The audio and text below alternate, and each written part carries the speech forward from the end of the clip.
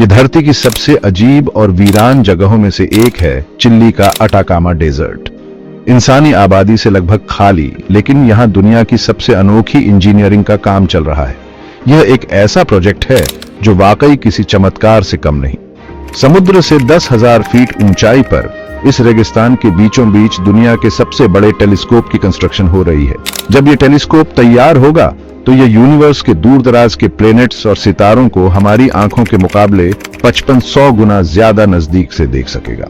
इसके द्वारा ली गई इमेजेस हमारी अब तक की सबसे एडवांस्ड तकनीक जैसे हबल स्पेस टेलीस्कोप से 15 गुना ज्यादा शार्प होंगी। क्यों है अटाकामा डेजर्ट इतना खास? अटाकामा डेजर्ट जो अंटार्कटिका के बाद दुनिया का सबसे सूखा इलाका है, यहाँ के कुछ हिस्सों में इतिहास में कभी बारिश नहीं हुई। इसका लैंडस्केप इतना अद्भुत है कि इसे किसी एलियन प्लेनेट का दृश्य समझा जा सकता है। इसी वजह से यूरोपियन स्पेस एजेंसी ने अपने मार्स रोवर की टेस्टिंग के लिए इस जगह को चुना था। इस रेगिस्तान में कुदरत के ऐसे अद्भुत नजारे हैं जो दुनिया में और कहीं नहीं मिलते। यहाँ ज्वालामुखी, नमक से भरी डेथ वैली और अनोखा फॉग पैटर्न देखने को मिलता है, पर यहाँ एक चीज की सबसे ज्यादा कमी है, पानी। एक्सट्रीमली लार्ज टेलीस्कोप ELT इस प्रोजेक्ट का मुख्य आकर्षण है। एक्सट्रीमली लार्ज टेलीस्कोप ELT, जिसे यूरोपियन सदर्न ऑब्जर्वेटरी बना रही है, इसका मुख्य मिरर 39 मीटर का होगा, जो अब तक के सबसे बड़े टेलीस्कोप से 4 गुना बड़ा है। यह मिरर इंसानी आंख से 10 करोड़ गुना ज्यादा रोशनी इकट्ठा कर सकता है। टेलीस्कोप को सुरक्षित रखने के लिए इसे 6000 टन वजनी स्टील के डोम में रखा जाएगा, जो इतना बड़ा होगा कि इसके अंदर स्टैच्यू ऑफ लिबर्टी खड़ा हो सकता है। इस डोम में 2 विशाल दरवाजे होंगे जो दिन के समय बंद रहेंगे। इसके नीचे एक हाईटेक प्लेटफॉर्म लगाया गया है, जिससे यह पूरे 360 डिग्री तक घूम सकता है और रात के किसी भी हिस्से का अवलोकन कर सकता है। यह जगह क्यों चुनी गई? ELT के लिए ऐसी जगह की जरूरत थी जहां लाइट पॉल्यूशन न हो। अटाकामा डेजर्ट में नजदीकी आबादी मीलों दूर है। यहाँ का आसमान साल में लगभग 320 दिनों तक साफ रहता है, जो दूर की गैलेक्सी और प्लैनेट्स को देखने के लिए बेहद जरूरी है। 2010 में यूरोपियन सदर्न ऑब्जर्वेटरी ने कई जगहों पर टेस्ट किए और आखिरकार सेरो अमाजोनस नामक इस पहाड़ी को सबसे उपयुक्त पाया। एक इंजीनियरिंग का चमत्कार, पहाड़ की चोटी पर इस प्रोजेक्ट की शुरुआत करना आसान नहीं था। यहाँ न सड़कें थी, न बिजली और न ही पानी। लेकिन आज यह टेलीस्कोप इंसानियत को ब्रह्मांड के गहरे रहस्यों तक पहुंचने का रास्ता दिखाएगा।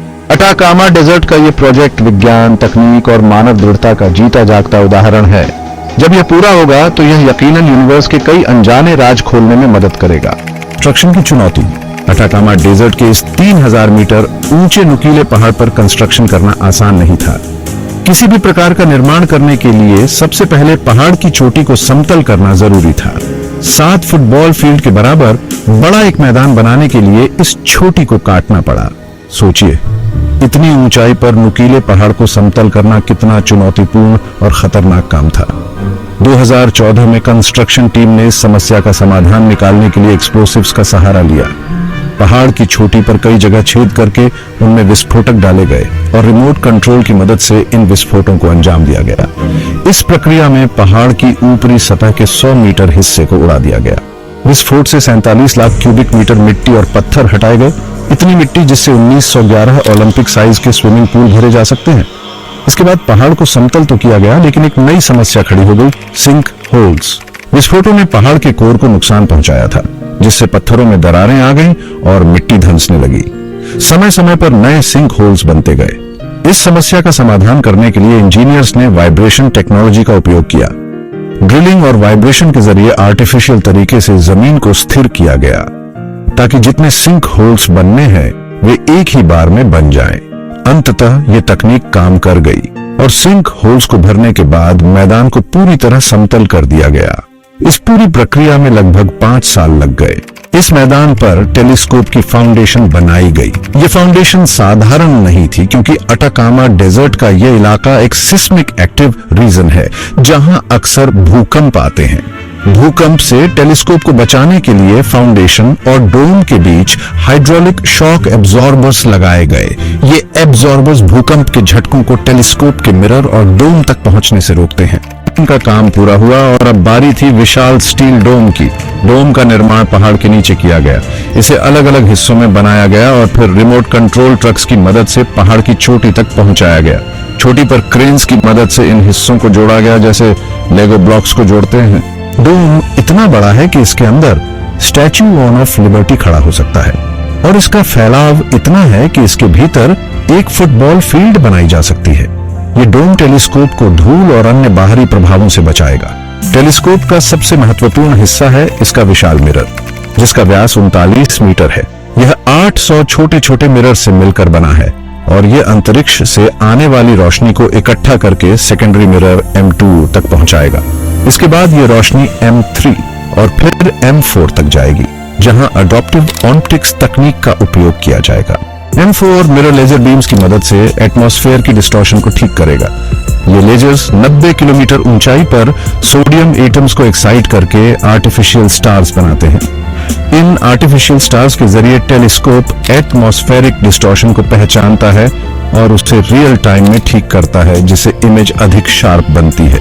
यह टेलीस्कोप न केवल हमारे सोलर सिस्टम के बाहर मौजूद एक्सोप्लैनेट्स की डायरेक्ट तस्वीरें ले सकेगा, बल्कि यह भी बताएगा कि वहां पानी, ऑक्सीजन या जीवन के संकेत हैं या नहीं।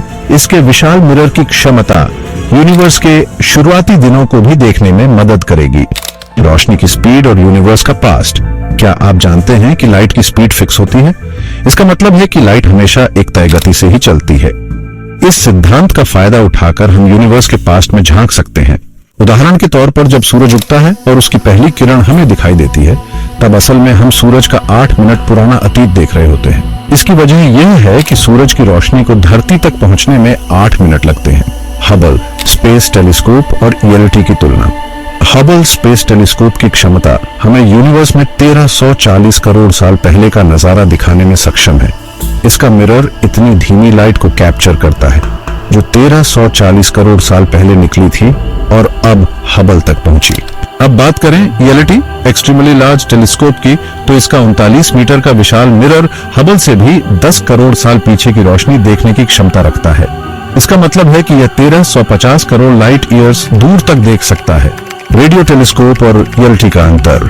ELT अपने विशाल मिरर के कारण ऑप्टिकल टेलीस्कोप्स में सबसे बड़ा है, लेकिन रेडियो टेलीस्कोप्स जैसे गोल्डन आई अलग तकनीक से काम करते हैं। वे रेडियो वेव्स को कैप्चर करके यूनिवर्स का पास्ट देखते हैं और फिर कंप्यूटर की मदद से उनका चित्र बनाते हैं। खर्च और निर्माण। ELT की कंस्ट्रक्शन पर $160 करोड़, लगभग 13,600 करोड़ रुपए खर्च होने का अनुमान है। ये लागत दुनिया की सबसे ऊंची बिल्डिंग बुर्ज खलीफा के निर्माण खर्च के बराबर है। ELT और इंसानियत का सबसे बड़ा सवाल। ELT की कंस्ट्रक्शन 2029 तक पूरी होने की उम्मीद है। इसके बाद ये इंसानियत के सबसे बड़े सवाल का जवाब देने में मदद कर सकता है। क्या हम इस यूनिवर्स में अकेले हैं? क्या हजारों लाइट ईयर्स दूर अर्थ जैसे किसी अन्य प्लेनेट पर भी जिंदगी संभव है?